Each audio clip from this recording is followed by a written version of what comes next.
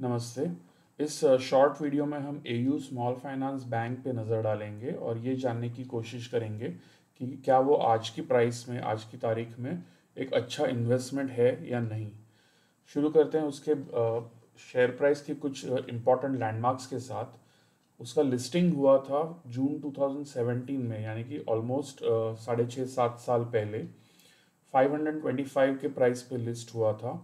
उसके बाद उसमें अप्रैल 22 में, यानी कि आज से अराउंड 2 साल पहले 1:1 बोनस उसने दिया था, जिस वजह से प्राइस ऑब्वियसली एडजस्ट होके हाफ पे आ गई है। यानी कि अभी जो भी प्राइस है वो उस वक्त के मुकाबले हाफ पे है, बोनस के पहले के मुकाबले हाफ पे है इफेक्टिवली।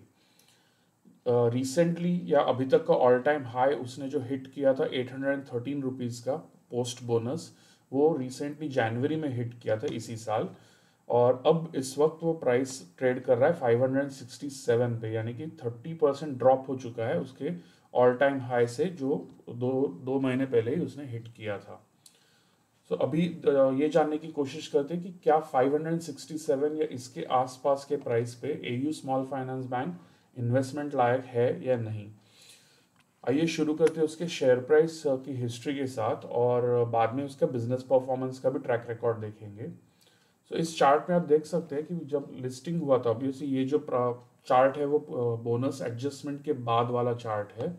सो जो भी प्राइसेस बोनस डेट के पहले के थे वो ऑटोमेटिकली हाफ पे एडजस्ट हो चुके हैं यहाँ पे। सो लिस्टिंग के बाद आप देख सकते हैं कुछ समय तक, अराउंड 1-2 साल तक वो एक रेंज में ट्रेड कर रहा था। बाद में अराउंड 2019 के एंड के कुछ महीनों में उसमें सडनली एक शार्प अपमूव देखा गया था और वो 600 तक भागा था। ओके, ये बोनस के पहले की बात है, यानी कि उस वक्त वो 1200 के आसपास हुआ होगा। सो यहाँ पे आप देख सकते हो बोनस एडजस्टेड प्राइस 600 तक वो ट्रेड कर गया था। और बाद में कोविड के बाद एक शार्प आप क्रैश देख सकते हो उसमें, और 600 से वो प्राइस सीधा 200 पे गई थी। ओके, कुछ ही दिनों में, कुछ ही हफ्तों में।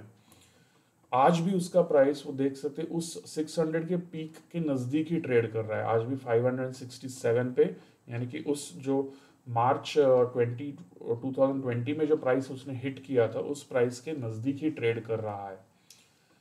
उस शार्प पोस्ट कोविड जो क्रैक आया था उसके बाद उसमें रिकवरी भी काफ़ी अच्छी आई, और वो 2021 मिड तक ऑलरेडी 600-700 के रेंज में पहुंच गया था। काफ़ी समय उसने उसी रेंज में ऊपर नीचे किया है, और रिसेंटली कुछ महीने पहले उसने 800 का लेवल हिट किया, और 800 से हिट करने के बाद वापस एक शार्प करेक्शन हम देख सकते हैं, जो अब वो 567 पे आ गया है।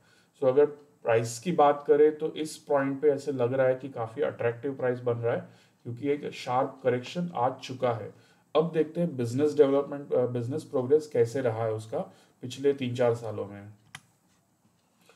इस टेबल में आप देख सकते हैं FY20 से लेके अभी तक के मैंने कुछ इंपॉर्टेंट बिजनेस नंबर्स आपके सामने रखे हैं। एडवांसेस, डिपॉजिट्स, दोनों मामलों में आप देख सकते हैं कि FY20 के बाद FY23 तक काफ़ी हेल्दी स्पीड से वो ग्रो कर रहा था।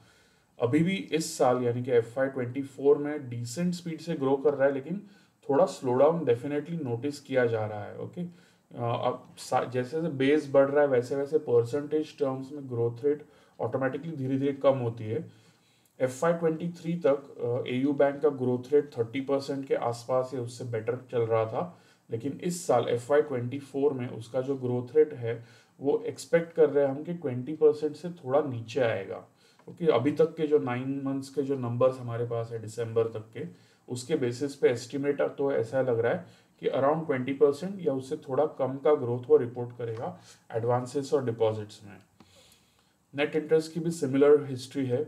1909 करोड़ से शुरू होते होते बढ़ते बढ़ते इस साल के 3 क्वार्टर्स में ऑलरेडी 3800 करोड़, यानी कि पूरे साल के लिए अराउंड 5200 टू 5300 करोड़ हम एक्सपेक्ट कर रहे हैं।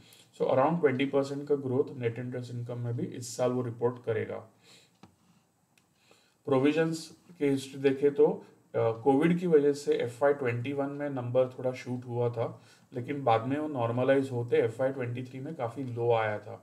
इस साल फिर से प्रोविजंस थोड़े ऊपर आए हैं, जिस वजह से हो सकता है नेट प्रॉफिट ग्रोथ जो है वो बिजनेस ग्रोथ के मुकाबले थोड़ा सा स्लोअर आएगी। ओके, प्रोविजंस के नंबर का जंप होने की वजह से। नेट प्रॉफिट अभी तक आप देख सकते हैं, जो पिछले साल 1428 करोड़ का नेट प्रॉफिट रिपोर्ट किया था, उसके पहले के 2-3 सालों में बहुत ही स्ट्रॉन्ग ग्रोथ रिपोर्ट की थी।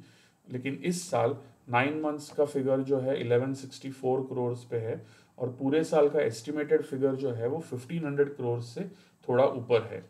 ओके, सो यानी कि बहुत बड़ी ग्रोथ नेट प्रॉफिट में इस साल हो सकता है एयू बैंक ना रिपोर्ट करे, बेरली अबाउट 10% या 12% की रिपोर्ट करे।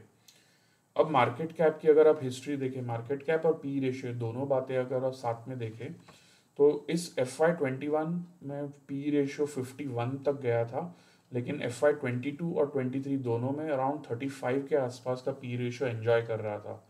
वो पी रेशियो हेल्दी था, मतलब और बहुत ही अट्रैक्टिव वैल्यूएशन वाइज तो नहीं था, हेल्दी था, लेकिन उसकी वजह भी थी कि उसका बिजनेस ग्रोथ काफ़ी स्ट्रांग चल रहा था।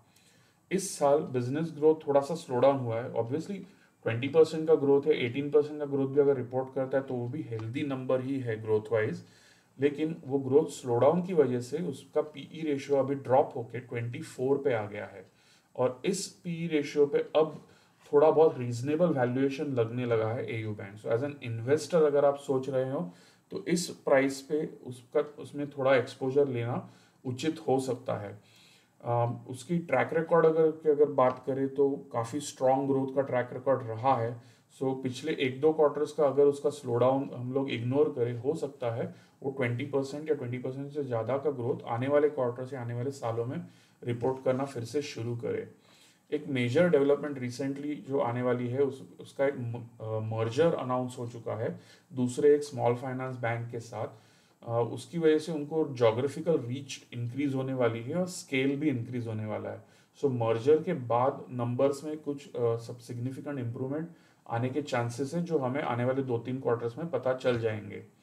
लेकिन इस वक्त एयू स्मॉल फाइनेंस बैंक का शेयर प्राइस रीजनेबली वैल्यूड है, इन्वेस्टमेंट के एंगल से थोड़ा बहुत अट्रैक्टिव कह सकते हैं, स्पेशली एट अ टाइम जब बाकी मार्केट बहुत ही एक्सपेंसिव चल रहा है, बहुत से स्टॉक्स और सेक्टर्स काफ़ी क्रेजी वैल्यूएशंस पे चल रहे हैं। उस वक्त ये ऐसी कंपनी जिसका परफॉर्मेंस ट्रैक रिकॉर्ड काफ़ी डिसेंट है, वो एक रीजनेबल वैल्यूएशन पर अगर मिल रहा है तो एक अच्छी बात है इन्वेस्टमेंट एंगल से। अगर आपको ये वीडियो यूजफुल लगा हो तो प्लीज़ एक लाइक बटन ज़रूर हिट कीजिए, और अपने इन्वेस्टर दोस्तों के साथ इसे शेयर करना ना भूलें। ऐसे और वीडियोस अगर आप देखना चाहें तो मेरे चैनल को प्लीज़ सब्सक्राइब ज़रूर कीजिए। Thank you.